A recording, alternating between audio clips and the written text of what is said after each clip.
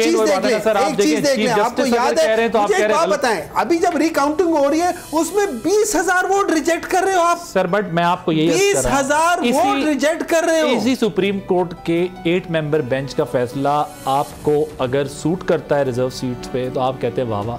इसी supreme court के chief justice कह रहे हैं कि रिकाउंटिंग की वो हैसियत नहीं है, आप कह रहे हैं ये गलत है। ये कैसे आगे बढ़ेंगे? यही तो असल इशू है कि हमने एक्सेप्ट नहीं। Sharmila sahab, your take on. इन चीफ जस्टिस साहब के रोल पे हमें सेवियर रिजर्वेशंस है because he is a party to a petition against Imran Khan. Sharmila sahab, your take on. आप देखिए ना, इस किस्म की अगर एलिगेशंस होंगे कि आपको ये जज पसंद है, मुझको दूसरा नहीं पसंद, आपको तीसरा पसंद है। अब इनको तो आदत है उन जजेस की जो उनको कहें गुड टू सी यू। तो अब हर जज तो वैसा नहीं होता ना, जो इनके फेवर में फैसला ना दें या जो ये समझते हैं कि जी इनकी तरफ फेवरेबल नहीं है तो वो जी वो पार्टी हो गया, वो बायस हो गया। इस तरह नहीं होता। Please don't politicise the judiciary. यही इश्यूज हैं जिसके लिए हम चाहते हैं कि जजेस की तैनाती के अंदर भी पार्लियामान का एक रोल हो, एक प्रॉपर प्रोसीजर हो। देखिए 19वीं सदी में तो सारे इख्तियारात जो हैं वो तो अदलिया को चले गए ना। अब जज भी वही लगा रहे हैं और जज भी खुद ही बन के बैठ रहे हैं। तो ये तरीके पार्लियामान का तो वो कह रहे हैं कि फिर तो जुडिशरी खत्म हो जाएगी, मर्जी के जजेस पार्लियामान का रोल अगर आता है तो आप कहते हैं मर्जी के जजेस लगाएंगे। अगर जज लगाता है तो वो फिर वो जज अपनी मर्जी के जज नहीं लगा रहा। ये भी तो आ जाता है ना।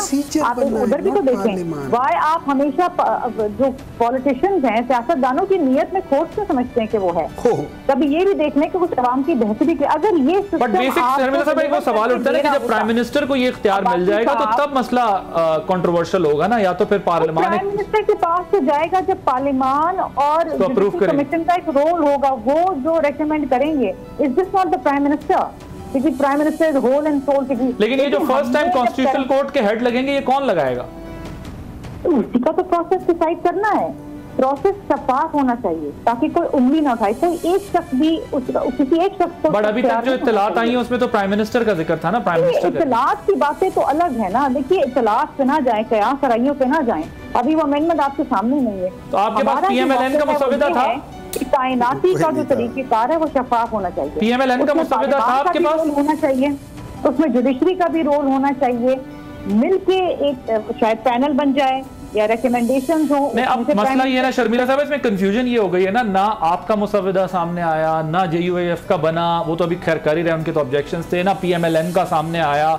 तो फिर कैसे अज्यूम किया जाए कि ये जो हम बात कर रहे हैं वो गलत है? बासी साहब अभी उस पर तबसरा ना करें जब कोई चीज आपके सामने ही नहीं है। आप संडे को अप्रूव करने जा रहे थे, हम तबसरा कैसे ना करें? अब तो चले बात तो मालूम है उड़ गई। अब बासी साहब हमें तो मालूम है, हमारी पार्टी हमसे शेयर करती है, बट हम पार्टी डिसिप्लिन के पाबंद हैं कि आपके वाले ड्राफ्ट में पीएम का है जिक्र के पीएम करेंगे पॉइंट। बट देखिए पीएम बिल्कुल करेंगे, लेकिन PM is not the soul authority, क्योंकि पीएम ने पिक एंड चूज करके एक बंदा उठा लिया, ये नहीं है। There is a process to it, and there is a very, very stringent process to it.